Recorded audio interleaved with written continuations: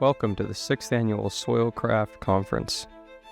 Join us as we listen to world-class speakers in the space of regenerative agriculture, as well as human health.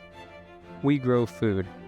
Food should nourish us, and often we find that our modern food is laden with unwanted synthetics or void of the minerals and vitamins we need to thrive. We endeavor to host this conference for your inspiration and education. Our calling is to help you produce food that heals people and our planet. Join us in this journey to become better stewards of our bodies and the world we abide in. But anybody remember Chinese steel back in the day? We used to laugh at it, that darn Chinese wrench, snapped right off, or you had a shaft and break right at a 45 right on the shear plane. That stuff's crap. They make pretty good steel now, so does Japan, right? Yeah. So if you have an impurity in anything, especially steel, what happens to it? It weakens it. You have a weak point in there. Does that make sense for everybody? Yep. So there's shear planes in there. That's why they put heat treats on stuff, because it dislocates some of the material there and it makes it harder to shear. That's a heat treat. In our body, we do a little bit differently. So to make good cross-linking in our body, we need two minerals. Everybody see it? What are the minerals? Copper and manganese. Okay, that cross-links our collagen fibers, and I'll show that in a minute. Glyphosate loves manganese and copper, okay? I see it in my patients all the time. So properly formed collagen and ligaments, tendons and cartilage can act as a shock absorber. So if I'm standing here, it's the weight of if I'm standing here right now, my knee will feel half my weight of my body, right? So it's the weight of my body through my knees. Does that make sense for everybody? When I go to walk, what's the force through my knees, do you think? I start to walk. Any idea? Doubles. I'm going to go for a run. I'm a jogger. I'm going to go for a run. I'm jogging. What's the force through my knees now? Anybody, any idea? 4, 6 times. Do I have it up there? 4 times. I'm going to jump off this down to the ground. I'm going to jump off my trailer on the farm down to the ground quick. I'm going to jump off a step. I'm going to go up and dunk a basketball. I'm going to catch a football. When I land, what's the force through my joint? Any idea? More, right? It's 10. So when I land, my knees and my ankles and my hips have to deaccelerate that force to the point where I can stop.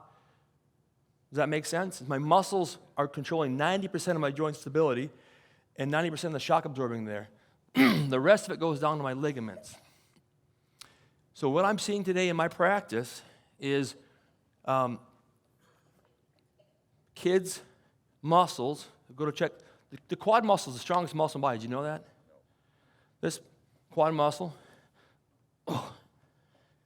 strongest muscle in the body. Well, if it's not working, and I jump up in the air 32 inches, I'm 6'1", 210, all twisted steel and appeal. Not me, it's a 20-year-old. And I land after jumping. If that muscle can't contract, where's the load going to go, do you think? It goes to the center of the knee. I got a little bit of ACL in there, a little bit of PCL in there, and guess what? Can it handle that load? What do you think? No. And this is why you see kids today jumping, just doing normal movements that we did when we were athletes. If you did any kind of sports at all, they can't do it anymore. You notice that?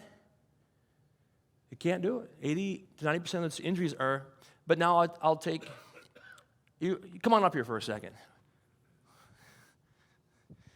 So, how many muscles run the shoulder joint? Anybody? Any idea? Want to guess? How many muscles in the shoulder joint? 19. You were somewhere in the middle, okay? There's 4 in the rotator cuff. Anybody heard of the rotator cuff before? Oh, I tore my rotator cuff. Got that frozen shoulder going on here. Can't get. So, now did you work out this morning pretty hard? No, so he should be fully rested, right? So I'm gonna show you what I do in my clinic here. I'm gonna show you guys today, and we can do a little bit of classes later tonight if we want to. So I'm gonna bring his arm up. I'm gonna isolate one muscle in his shoulder, all right? Where's Trent at? We did Trent earlier today. Push up here for me, push up. Yeah. So I should not be able to move that. Hard to hold? I'll give you best of 3. Push up here. And so I'm pushing. So any muscle that I go on his body and I isolate it, I have him push against me, hold. That muscle should lock about 15 times before it comes to fatigue. Does that make sense? If I'm doing a bicep curl with a 20-pound weight there, at some point I'm going to build up enough lactic acid in my muscle where it's going to start to hurt. I can't. You're smiling. You're going to come up here next. So his muscle. I should have been able to hold you. Huh? Yeah. So I'm going to fix that for him real quick. We can do a couple other muscles. I'm going to show you what happens today. Up like this for me. Arms straight. Like that. Yep. Push up for me. Push up. Push up hard. Yep. Push as hard as you can. So I go to push, and he's got strength there, but he can't lock it. Does anybody know why that is? Any ideas? So the body has a system in it. You stay. Right, maybe? Well, that could be. We're both kind of nervous here. So interesting here, force equals mass times acceleration. You guys ever heard that before? So the force I'm putting through something is the mass I'm trying to accelerate or deaccelerate. So when I accelerate, deaccelerate on a field or my body jumping or moving, it creates a force. There's Newton. There you go. So if I have a weakness in my ligament in the center of the joint, that's not good, but what if I have a weakness in my tendon? Now, anybody heard of a safety factor or safety mechanisms on your machinery and different things like that? The body has a safety mechanism in the joints, and they're called GTOs. I'll get to it in a little bit here. Golgi tendon organs, and the GTOs, not the car that was hot in the 70s, right? That senses force and it senses tension. If I micro tear the tendon in my shoulder, its response is to turn the muscle up, do you think, or turn the muscle down? What do you think? It turns the muscle down. It says, I don't want you ripping that off your shoulder. And now you got a rotator cuff surgeon going to put a big staple gun in there and staple that back in place here. So you guys, everybody listening here, I know it's early in the morning. We're listening. Woo! Take your hands and go like this. All right, everybody like this.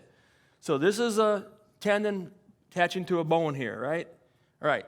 Now, what if I could cross-link that? Would that be stronger? Try to pull it apart. What's happening today in all of our collagen, all of our body, and our tendons, if I lose the manganese and the copper in my tissue, I cannot properly cross-link my collagen fibers, so I'm like this. So I wear myself out doing something, I microtear, I don't repair. I microtear, I don't repair. I microtear, I don't repair, catastrophic failure. Now, for a lot of us, it might just be a sore hip for 15 years, and you finally go in, or a sore shoulder, or elbow, or a sore elbow. So what if I could plug that back in? Anybody ever vacuum the floor in here? It's mostly guys, so there's a couple of ladies. If you vacuum the floor too far from the outlet and the plug comes out a quarter inch, what happens to the vacuum? It stops working. If I cause enough microtear in his tendon here and it pulls apart, it stops working. So this is why we're seeing so many joint problems today here. And I'm just going to go through and fix this real quick for him. I'm going to plug it back in, right? It might be a little tender there where I'm pushing. Could be. I'm just going to plug it back in and see if I can get the power back. Because if I plug the vacuum back in, the power's back on, just like that. So let's try it again. A little manipulation there. Bend up here for me. Push up again. Well, praise Jesus. Look at that.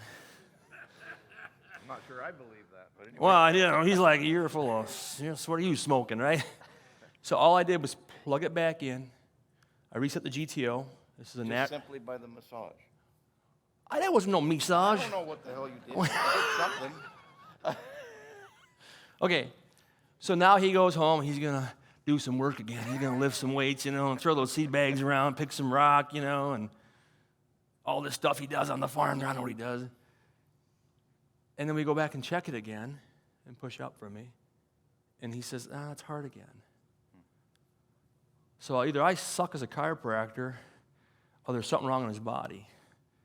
I'll take there's something wrong in his body. Did you see how fast it failed? Have you noticed that? So as chiropractors, we're adjusting bones and moving stuff around, but if the ligaments and tendons and muscles don't work, I can never hold it in place, right? Okay, you sit down. We'll get you back up here. We'll fix that again for you. What do? No, they don't understand. I don't even understand. He's starting to sweat here. No way. I'm going to explain it right here. All right. I got like 10 minutes left to explain this. Okay. But isn't that interesting? That I just worked on the tendon. I was pushing the tendon back together, but I had nothing to do this, right? Remember we did this and this? That's the copper and the manganese in your tissue that cross-links that. They're called shift bonds in there. But if I'm low in that, guess what happens? I can't cross-link it, so I don't have the tensile integrity, right? So I usually bring a spring along. I forgot my spring at home. Sorry about that. I got a big spring, and I can stretch that spring. I can press that spring. I can bend that spring. I can torque that spring. And if it's built properly, it should come back to normal. No, we get a big tug of war, and we're grabbing on that spring, and we're pulling on it. At some point, we're going to deform it to the point where it won't come back. Does that make sense? Yeah. Because I put too much force through it. Okay, that's a legit injury right there. But what if I'm just putting normal force through it and it's failing? That's what's happening today, okay? Does this make sense to anybody so far? You're not supposed to lose your joints. I'll wake you guys up. I got in late last night. It's the coffee talking right now. You want to get biblical on me, I'll say 120 years, but just give me 100. Just give me 100 years, all right? I want 100 years out of your brain. I want 100 years out of your joints. And then we can talk about some failures there. We're not getting half that today. But my grandparents did because they were born and they died before these chemicals really got loaded onto their body. Does that make sense? Yes. My grandma had a garden, not to pick on. Is there any Amish here today? Mennonite? No? My grandma I jokingly say my grandma had a garden big enough to feed 3 Amish families. You know, she just loved her garden. And she didn't spray anything on it. She just weeded it. And she canned that, and that's what they lived on. So 90% of the food came from her garden. Does that make sense? Yes. And the beef came from the farm. That's how it was. So there's a guy named Anthony Samsell out there. He and Stephanie Seneff. Have you guys heard those people before? She's from MIT, and he's from the East Coast, big think tank. And they talked about this glyphosate stuff, and Anthony floored the idea. He says, I think that the glycine phosphate, glyphosate, is getting into the glycine position in our tissue. And of course, that really raised some hackles out there. That can't be possible. But I really believe it is happening. So now remember, in collagen, every third amino acid in my collagen is glycine. I don't care whatever type, all 28 types of collagen, always the third amino acid in sequence is glycine.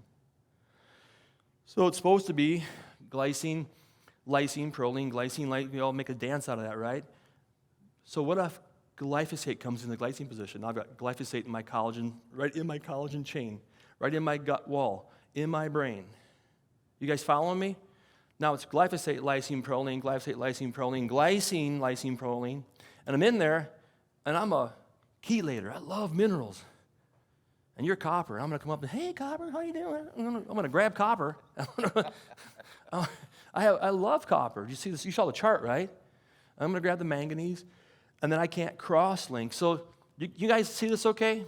Normal ligament tendon formation, the forming of ligaments. So there's three strands of collagen. You guys following me now? And the body's so smart, it says, you know what? I think a cable's stronger than a piece of steel. So I'm going to wrap those 3 pieces of collagen into a triple helix.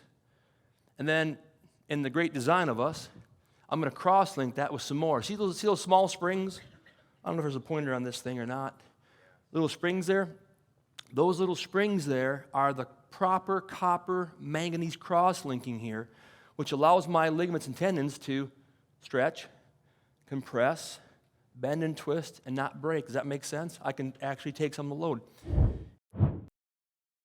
At Soilcraft, we endeavor to find the root cause of problems. That's why we have world-leading experts in human health, nutrition, and holistic medicine at our conferences so that we can remember that it isn't just about growing crops, but rather it's about nutrition, it's about minerals, it's about vitamins, it's about secondary metabolites and antioxidants.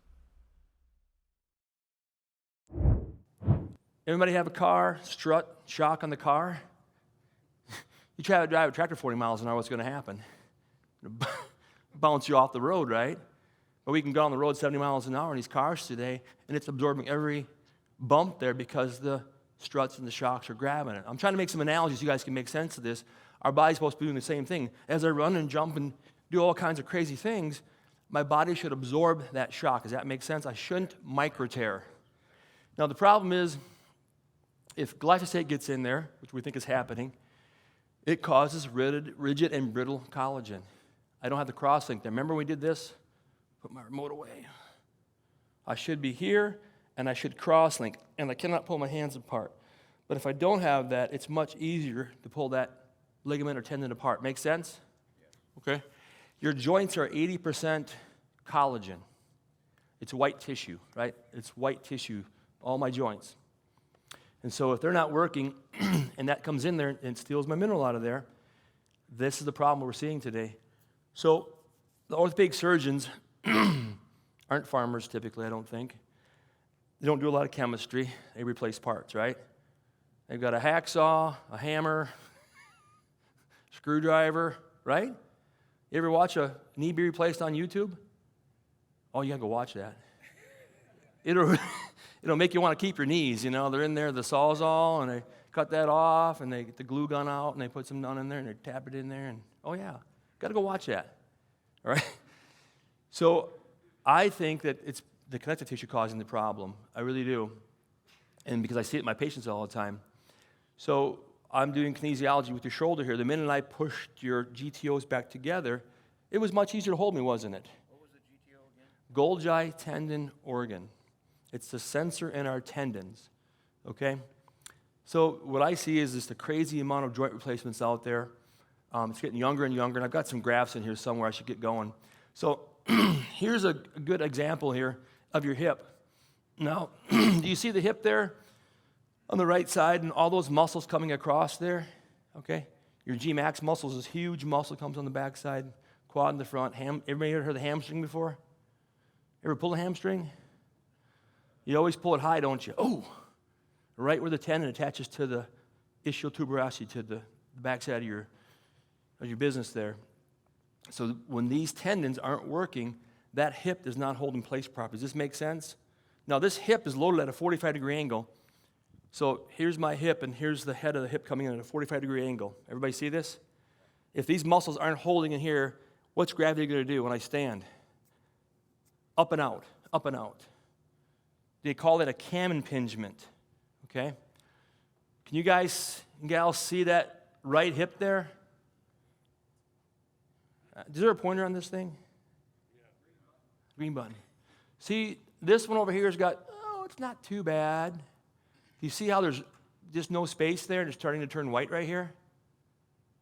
That hip is shifted up and out, and it's called a cam impingement. The reason they call it a cam impingement because it's actually flat right there, like a camshaft on a car engine, makes it flat. It doesn't move very well when it's flat. That's a hip that's going to be replaced right there.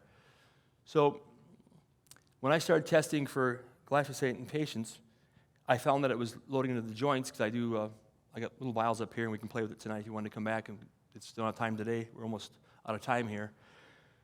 But I started finding it in the joints. So real quickly, I'm going to run out of time here. Humix and Fulvix clonoptilite do a pretty good job of locking up the glyphosate when it comes in the body.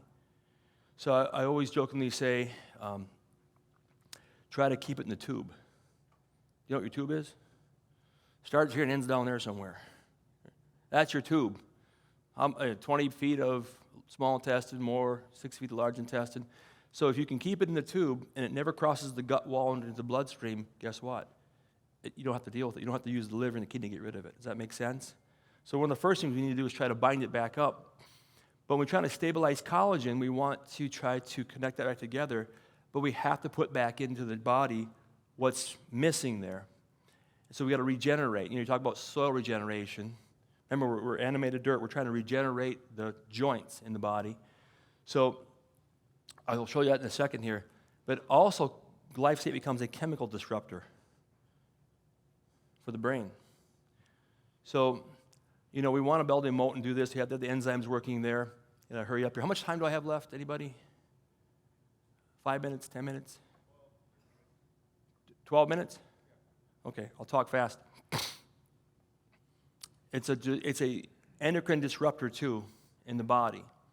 Okay, endocrine system is where a lot of our hormones come out of in our body.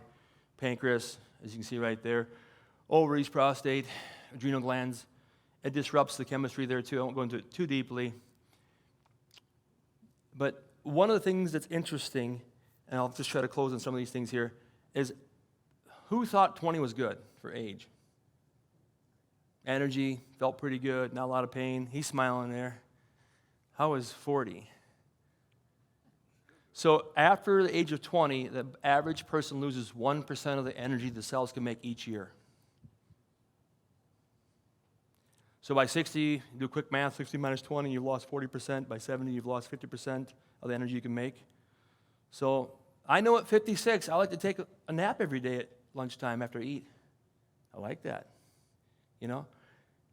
But what's an average 90-year-old do? Nothing. I mean, you know what I'm saying? They either passed away in a nursing home or they had enough energy to eat breakfast, go to the chair, watch Wheel of Fortune or, you know, Bob Barker, and then there's energy's not there anymore. So we have to protect that, and we protect that by making sure the mitochondria work. So here's copper.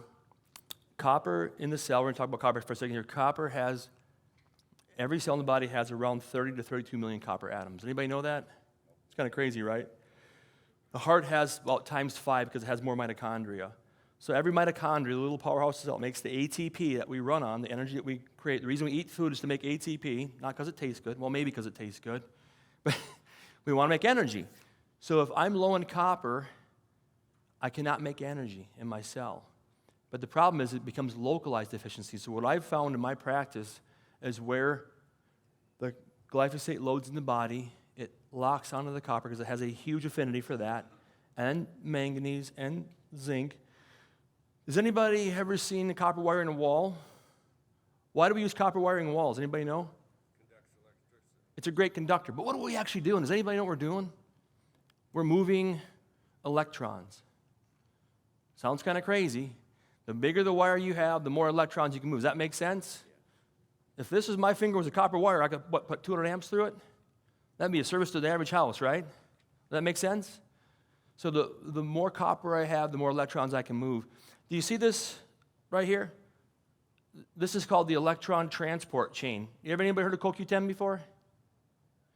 CoQ10's in the front half of this thing, and copper sits right here, number 4, right here. You see that H2O right there? We make gallons of water in the body every day. Did you guys know that? A lot of the chemistry in the body makes water, but it stays in the cells. Okay? So in the end game, we go down here 1, 2, 3, 4. Should be called number 5 here is ATP synthase. This is where we make energy. You make your body weight in that molecule every single day, your body weight. But what I found with my patients, if the glyphosate comes in, if I steal the mineral out, I'm just mineral deficient in general, I cannot make enough energy. So I can go do an exercise or go do my job. If it's real physical, I'm going to wear, I might microtear, and then I should be able to go to bed, eat a nice meal, go to bed, wake up and repaired, right? That's what it used to be. But what if I don't have enough energy in that cell to repair? And the next day, and the next day, and the next month, and the next year. If I can't repair, I'm either regenerating, I'm degenerating, right? There's no in between there. So what we're seeing today, folks, at 9:20 in the morning here in beautiful Coeur d'Alene, is probably everybody in this room is degenerating faster than you're regenerating, right? So what are we seeing? We're seeing ALS, MS, Parkinson's, dementia earlier in life. That's by definition autoimmune, most of it.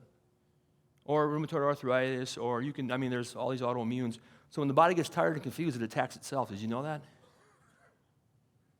When the body gets tired and gets confused, it attacks itself. That's an accident. That's autoimmune.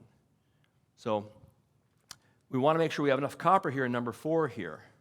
That's where your 30 million copper atoms come in. And if you can't do that, you can't finish the energy pathway. Okay? There's ATP. A 5% loss of energy in the brain, I have anxiety, I have depression, I have brain fog, I have a seizure, I have a headache. 5%. That's nothing. 5%? So, we'll skip through some of these. I'm running out of time here.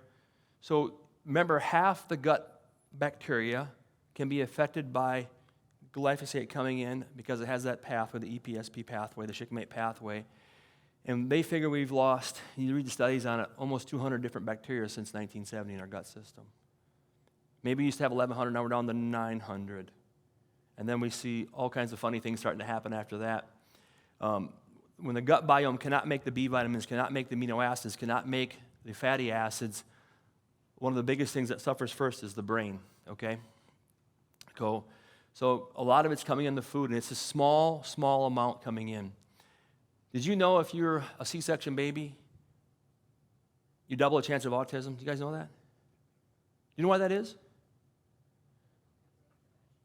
They did not pass through the birth canal. That's where all the lactobacillus bacteria are. When the water breaks, the baby's mouth goes, and they're ingesting all the way through the birth canal all these bacteria. They're gone. So when I rip them out through the stomach here, I get skin bacteria. Wrong gut biome from the day. And once the gut biome gets set, it's set for life pretty hard. But kids with autism, this is an interesting thing. I'm getting off topic again. Kids with autism, they gave them poop transplants. And 40% of them in 2 years were non-autistic. Non-autistic. They simply put the bacteria in that they felt were missing from hopefully a healthy human being. Isn't that interesting? That's crazy. Just by putting the right bacteria back in. So this is how big a problem this is in our country right now. We're so glad you enjoyed this installment from our in-person conference. We want this to reach as many people as possible, so we've decided to release this free to you bit by bit every month. But imagine how awesome it would be in person. The networking, questions, and discussions that result are equally as valuable. Join us next year in person for our 2026 conference. Your presence makes the experience. If you have any questions or needs, please reach out. Call, email, follow. We can help.